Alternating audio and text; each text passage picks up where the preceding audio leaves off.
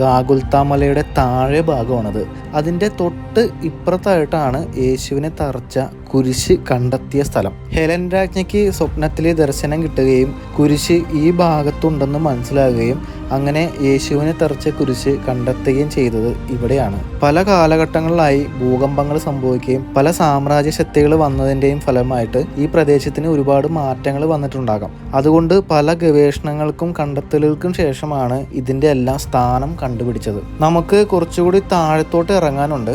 വിശുദ്ധ ഹെലൻ്റെ പേരിലാണ് ഈ ഭാഗം അറിയപ്പെടുന്നത്.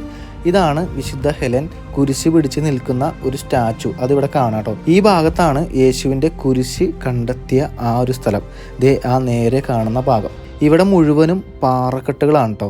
അതിൻ്റെ അടിയിലാണ് നമ്മളുള്ളത്.